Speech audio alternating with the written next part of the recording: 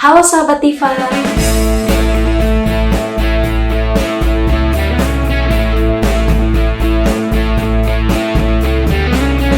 Setiap hari kita terhubung ke ruang siber. Tapi, tahukah kamu bagaimana keamanan di ruang siber itu diatur?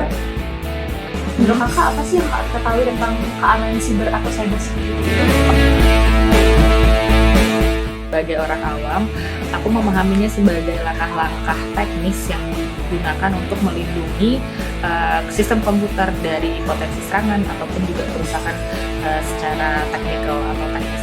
Menurut aku keamanan cyber itu mirip kayak keamanan di fisik gitu ya. Jadi kita dalam melakukan aktivitas digital tuh harus merasa aman, jauh dari ancaman. Suatu proses atau praktik teknologi yang dilakukan oleh seseorang untuk menjaga sistem atau jaringan dari serangan digital. Kalau yang kemarin tuh rame undangan pernikahan yang disusupi dengan virus. Kalau misalnya file tersebut di-download atau diunduh oleh yang punya gadget, itu yang punya gadget bakal bisa diakses datanya oleh si pembuat virus itu. Datangnya dari macam-macam gitu, apakah itu dari malware-nya, baik itu ransomware, kemudian spyware atau virus gitu. Keamanan siber itu seperti pagar yang melindungi kita dari kejahatan di luar siber. Tujuannya adalah menjaga data kita tetap aman, melindungi privasi, dan memastikan layanan terpenting berjalan dengan lancar. Terdapat dua pendekatan utama dalam keamanan siber, yaitu state-centric dan human-centric. Bayangkan seperti ini. State-centric, fokus utamanya adalah melindungi negara. Prioritasnya adalah keamanan data pemerintah, infrastruktur penting seperti listrik dan telekomunikasi, serta menjaga kedaulatan negara di dunia maya. Pendekatan ini melihat negara sebagai yang utama dan warga negara dilindungi secara tidak langsung. Sedangkan human-centric, fokus utamanya adalah melindungi individu.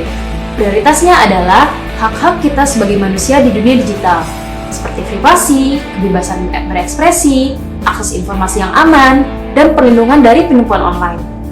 Pendekatan ini menempatkan manusia sebagai pusat dan negara harus melayani kebutuhan warganya.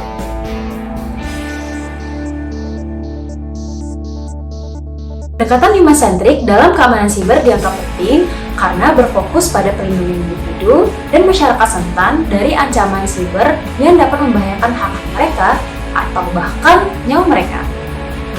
Pendekatan ini mendorong penghormatan hak asasi manusia dan kebebasan mendasar, termasuk hak akses terhadap informasi, privasi, dan perlindungan. Dalam merancang solusi keamanan siber, pendekatan ini mendorong pemberdayaan individu, alih-alih membatasi kebebasan di ruang siber secara tidak sah dan proporsional.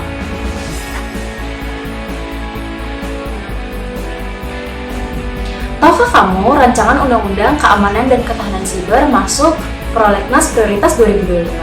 Pertanyaannya adalah, apakah RUU ini sudah cukup human-centric? Beberapa masalah yang disoroti dari RUU ini adalah, yang pertama, definisi keamanan siber yang terlalu luas. Definisi yang terlalu luas bisa disalahgunakan untuk membatasi kebebasan berekspresi dan berekspresi online. Yang kedua, kurangnya pengawasan independen. Tidak ada mekanisme pengawasan yang kuat untuk memastikan bahwa pemerintah tidak menyalahgunakan kekuasaan dalam mengawasi dan mengatur dunia maya. Yang ketiga, potensi pelanggaran privasi. RUU ini memberikan kewenangan yang besar kepada pemerintah untuk mengakses data pribadi warga negara tanpa jaminan yang memadai. Nah, kita semua punya peran dalam mewujudkan keamanan siber yang human-centric. Berikut caranya. Yang pertama, RUU Keamanan dan Ketahanan Siber harus direvisi agar lebih jelas melindungi hak-hak individu. Pemerintah perlu memisahkan strategi perlindungan manusia di ruang siber dengan perlindungan ketahanan negara di ruang siber. Yang kedua, pemerintah harus melibatkan masyarakat sipil dan pihak swasta dalam merumuskan kebijakan keamanan siber.